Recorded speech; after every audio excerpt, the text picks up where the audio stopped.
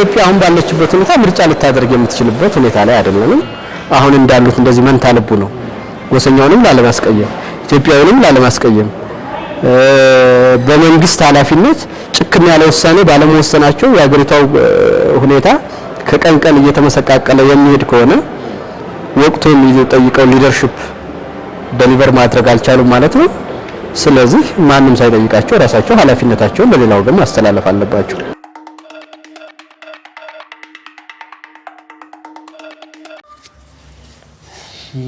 ብዙ ሰዎች ምን ይላሉ? ዶክተር አብይ አሁን ያለውን የአመራር ሂደት በትክክል እየመሩ አይደለም፣ ስለዚህ ከስልጣናቸው ቢነሱ ይሻላል የሚሉ ሐሳቦችን ያነሳሉ። በዚህ እርስዎ ይስማማሉ? አይ እንግዲህ ከተስተካከሉ ምንድነው 10 ጊዜ የግለሰቦችን ማውጣትና ማውረድ ጥቅም የለውም። በራሱ አንድ ቦታ አንድ ሰው ሲቆይ የራሱ ለርኒንግ ከርቭ አለው። ያንን ልምድ ካገኘ በኋላ ወደ ውሳኔ በሚመጣበት ጊዜ እንደገና ሌላ አዲስ ሰው ማምጣት ጠቃሚ ላይሆን ይችላል። ግን ደግሞ የሀገር ጉዳይ ነውና ያሉበት ኃላፊነት የሚጠይቀው ጊዜና ወቅት እና የሀገሪቷን ነባራዊ ሁኔታ የሚመጥን ነገር መወሰን ካልቻሉ አሁን እንዳሉት እንደዚህ መንታ ልቡ ነው ጎሰኛውንም ላለማስቀየም ኢትዮጵያውንም ላለማስቀየም በመንግስት ኃላፊነት ጭክም ያለ ውሳኔ ባለመወሰናቸው የሀገሪታው ሁኔታ ከቀን ቀን እየተመሰቃቀለ የሚሄድ ከሆነ ወቅቱ የሚጠይቀው ሊደርሺፕ ዴሊቨር ማድረግ አልቻሉም ማለት ነው። ስለዚህ ማንንም ሳይጠይቃቸው ራሳቸው ኃላፊነታቸውን ለሌላው ግን ማስተላለፍ አለባቸው።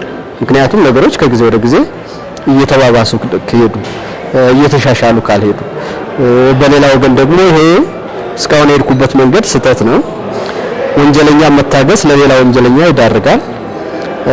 አገሪቷ የሚጠይቀው ውስብስብና ከባድ ኃላፊነት ስለሆነ ሁሉም ሰው እንዲያስደስተኝ እዚህ ወንበር ላይ ተቀምጬ ሁሉ ሰው ማስደሰት አልችልም። በታሪክ ፊት ማልጠየቅበትንና ለህሊና የማይቆረቁረኝ ውሳኔ መወሰን አለብኝ እንጂ ጎሰኛውም እንዳይቀየመኝ ኢትዮጵያዊም እንዳይቀየመኝ ደግሞ ጨካኝም ሆነ እንዳልባል እያሉ የኢትዮጵያ አንድ ቁጥር ወንበር ላይ መቀመጥ አይቻልም እና ይሄን አውቀው ወቅቱን የሚመጥን ደፋር ውሳኔ ከወሰኑ እሳቸው መቆየት መልካም ነው። በሌላ ወገን ግን በዚህ ሁኔታ ከቀጠሉ አገርን የሚያጠፋ ነገር ስለሆነ እንደተባለው ያ ነገር አይቀሬ ነው። ራሳቸውን ቢያስቡበት ይገባል ባይ ነኝ። እዚሁ ላይ ደግሞ ብዙ ሰዎች ለውጥ መጥቷል፣ የዶክተር አብይ አህመድ አስተዳደር ከመጣ በኋላ ብዙ ለውጦች አለ፣ ብዙ ለውጦች እያየን ነው ይላሉ። አንዳንዶች ደግሞ ለውጥ ሳይሆን በተለይ የኃላፊነት ቦታ ሹመቶችን እያዩ የፈረቃ ሂደት ይታያል።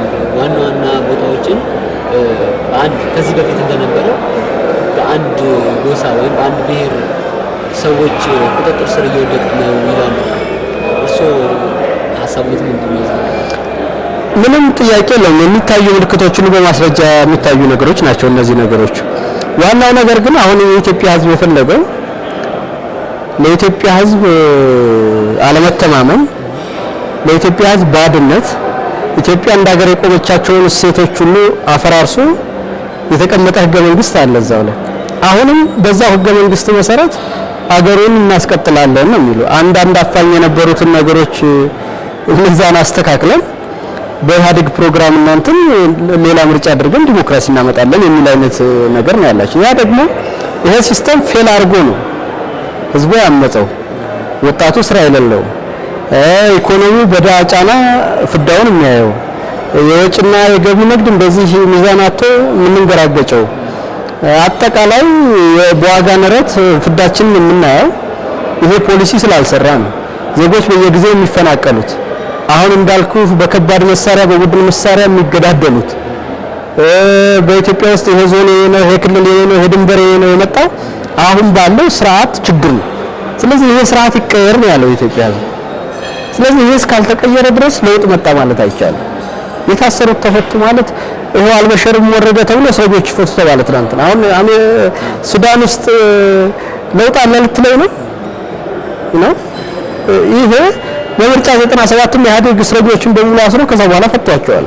እሱ በምቹ ሁኔታ ለመፍጠር ለመነጋገር የወደፊት አቅጣጫን ከሚመለከታቸው የፖለቲካ ኃይሎች ጋር ተነጋግሮ የወደፊቱን ለመተለም እድል ይሰጣል እንጂ በራሱ ውጤት አይደለም።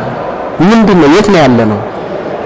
የሚለው በሚገባ ገምግሞ ያለንበትን ችግር የሚመጥን አጠቃላይ የፖሊሲ ዳይሬክሽን ህገ መንግስትን ከማርቀቅ ጀምሮ ለተሰሩ ወንጀሎች የምናልፍበትና ከዚህ አጣብቂኝ ከዚህ አዙሪት የምንወጣበትን አንድ አይነት መንገድ ፈልጎ በአጠቃላይ በብሔራዊ እርቅ በአዲስ ህገ መንግስት በአዲስ አሰራር የፖለቲካ ቡድኖች ተወዳድረው የሚያሸንፉበትን ሜዳ እንደ አዲስ መፍጠር እንጂ በዚህ ህገ መንግስት በዚህ አሰራር ከመጣ ቀደም እንዳልከው መጀመሪያ ህወሓት ከትግራይ የመጣ ነበረ መሰረቱ ትግራይ ነው ስለዚህ ኢትዮጵያንም ሲገዛ የህወሓትነቱን ካባ እንደያዘ ነውና ወደዛ ማድላቱ አይቀርም አሁንም ደግሞ ወደ ወዲድ ሚዛኑ አይደለ ወዲድ ደግሞ ስልጣን ሲይዝ እንደ ኦሮሞ ድርጅት የሚያስባቸው ፍላጎቶች አሉት ሊያሳካቸው የሚፈልጋቸው ነገር አለ የኢትዮጵያ መሪዎች ሲሆኑ ያንን የኦሮሞ ፓርቲነት ጭንቅላታቸው ውስጥ እንደተሸከሙ ነው ስለዚህ ያ ሚዛን ማዛባትና መጓተቱ አሁንም ከሚታዩት ምልክቶች ጋር ተመልሶ ተከትሎ መጥቷል ስለዚህ አሁን ያለው ለውጥ በምንም አይነት የኢትዮጵያ ህዝብ የፈለገውን አይነት የሚያመጣ አይደለም ከቀውስ ወደ ቀውስ ነው ይሄ አሁን እኮ ዶክተር አብይ ከመጡ በኋላ የሚሞተው ሰው የሚፈናቀለው ሰው ስርዓት አልበኝነት አለመተማመኑ በእጅጉ ጨምሯልና ምን ነው ለውጥ የምትለው መሰረታዊ የሆነ ነገር እና የሀገሪቷን ችግር የሚመጥን ለውጥ የለም አልተደረገም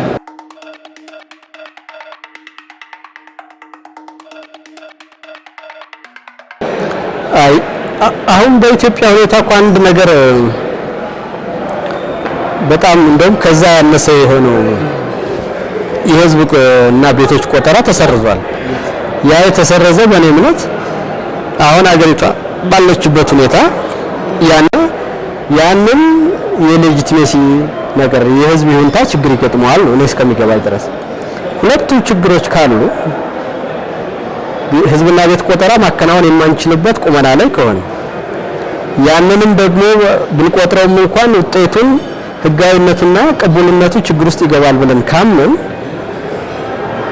የምርጫ እናደርጉ ብንል እንዴት ሊሆን ይችላል አሁን ባለበት ሁኔታ አሁን አንድ ፓርቲ ሁሉም ቦታ ተንቀሳቅሰን ሆቴል ተከራይተን አዳራሽ ተከራይተን ስብሰባ አድርገን በትክክል መውጣት መግባት የምንችልበት አገር ነው ያለን አይደለም ስለዚህ ኢትዮጵያ አሁን ባለችበት ሁኔታ ምርጫ ልታደርግ የምትችልበት ሁኔታ ላይ አይደለም ሁለተኛ ቀደም እንደነገርኩ በዚህ ህገ መንግስት በዚህ ሁኔታ ምርጫ ማድረግ እዛ ዙሪት ውስጥ እዛው ውሃ ቅዳ ውሃ ለመልስ ነውና ከዛ በፊት መሰራት የሚገባቸው ነገሮች አሉ ግን ዘም ብሎ ቁጭ አይባልም ምርጫ ቦርድ አለ ምርጫ ቦርድ ባለው ነባራዊ ሁኔታ ውስጥ የሚፈቅድለትና አቅሙ ያለውን ስራ ይሰራል እኛም በህግ ተመዝግበናለን በዛ ሂደት ውስጥ መስራት ያለብንን ነገር እየሰራን ትክክለኛውንና ዋና ለውጥ የሚያስፈልገውን ነገር ደግሞ ከመንግስት ጋር ተነጋግሮ የሚቻል ከሆነ መልክ ማስያዝ ካልተቻለም ደግሞ አሁንም ትግላችንን አጠናክረን መቀጠል አለብን ነው እንጂ አሁን ባለችው ኢትዮጵያ ምርጫ በችግር ላይ ችግር መፍጠርና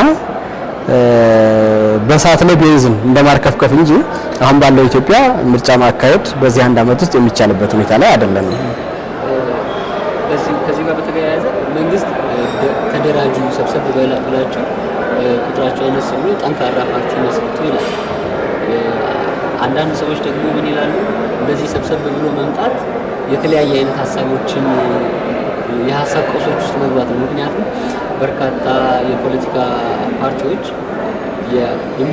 የሚሰባሰቡት በአንድ የሚሰባሰቡት የሚቃረኑ እጃቸው ረጅም የሆኑ እነዛን ወደዛ ፓርቲ ውስጥ በማስገባት የባሰ ቀውስ ይፈጥራሉ ከዚህ በፊት እንደታዩት በሀገራችን ፓርቲዎች ረጅም ጊዜ ሳይቆዩ እንዲፈራርሱ እንዲፈረካከሱ አቅማቸው እንዲደክም ያደርጋሉና እነዚህ ሰብሰብ ብሎ በአንድ ተደራጅቶ አንድ ፖለቲካ ፓርቲ መመስረት ላይ እንዲህ አይነት ችግሮች አይመጡም ብለው ያስባሉ እነሱ ብዙ ሰው እንደሚያስጨንቀው አስጨንቆኝ አያውቅም እውነቱን ለመናገር ምክንያቱም እንደነዚህ አይነት ነገሮች መብዛት ይሄ ፓርቲዎች ገና ቬጂቴቲቭ ስቴጅ ስለሆነ የዲሞክራሲውን ደረጃ ያለበት ሁኔታ ገና መሬት ላይ ስለሆነ ወደፊት ስላልተራመደ ነው እንጂ ይጠፋሉ እኮ በራሳቸው ምንም አሁን እንደ ግለሰብ የፓርቲዎች መሪና ስሞችንም አጣቃቸውም እንኳንስ እንደ ምርጫ ገብተው እኩል ድምጽ ሊከፋፈሉና እንደዛ የሚባል እኩል ተቀባይነት ይኖራቸውና እኩል የሰው ኃይል ኑሯቸው ተመጣጣኝ ፋይናንስ ሲያንቀሳቀሱ እነዚህ ኃይሎች የህዝቡን ድምጽ ከሚከፍሉት ቢጠጋጉ የበለጠ ውጤታማ ለመሆን ለማሸነፍ ይጠቅማቸዋል አሁን እነዚህ ፓርቲዎች እኮ ምንም አይደሉምና የእውነተኛ ዲሞክራሲ ተቋማት ከተገነቡ በህግ መጠየቅ ፓርቲዎች ከጀመሩ ሚዲያው ደግሞ እኩል ለፓርቲዎች ደርሶ ፉክክር ካሉ ብዙ ፓርቲ አይኖርም። የሚኖሩት 2-3 ናቸው። አሁንም እናንተ ራሳችሁ ብትሆኑ እንደፈልጋችሁ ከሁለት ከ3 ፓርቲ በላይ እኮ አትሄዱም። ሚዲያም ላይ የሚወራው ዩቲዩብ ላይ ነው፣ የኢትዮጵያ ቴሌቪዥንም ቢሆን የሚያቀርባቸው የተወሰኑ ሰዎች ነው። ያ ማለት ጉዳዩን ሲሪየስ አድርገው የያዙት ህዝብ የሚያዳምጣቸው የተወሰነም ቢሆን የነሱን ሐሳብ የሚከተል አባልና ደጋፊ ያላቸው የምትላቸው ነው እንጂ 108 ቢመዘገቡ ምንም ጥቅም የለውም። እንደ ያባለፈውን እንኳን የውሸት የአዲስ አበባ ምርጫ ብታየው የተወዳደረው ፓርቲ በጣም ብዙ ነው። እኛ በዛን ጊዜ ገና አዲስ ፓርቲ ነበር፣ ግን ከኢህአዴግ ቀጥሎ ትልቁን ድምጽ ያገኘነው እኛ ነን። ለዛውም በጣም በምናምን ተብሎ ከ23 ውስጥ 18 ምናምን ላይ ነው የተወዳደረ። እንደዛ ተወዳድረ አዲስ አበባ ላይ አዲስ ፓርቲ ኢህአዴግ እያጭበረበረ ቀጥሎ ያለውን ድምጽ ግን የተረፈችውን እኛ ነን። ሌሎች አንድ ምናምን ያገኛሉ በየቦታው። ያ ማለት እነዚህ ፓርቲዎች በኢትዮጵያ ህዝብ ዲሞክራሲ ላይ ምንም ሚና የላቸውም። እንደዚህ ያበሳጫል። እንደዚህ መቶ ምናምን ሰው ተሰብስቦ ሲታይ ምንም ነገር ለሌለው እንጂ የእውነት በዲሞክራሲ ሂደት ላይ ግን ምንም እንቅፋት አይደለም፣ ጥያቄም አይደለም፣ ቁም ነገርም አይደለም። ያ ነገር ሲጀመር እንደ ጉንበን ነው የሚጠፋ ነገር ነው የሚል እምነት አለኝ።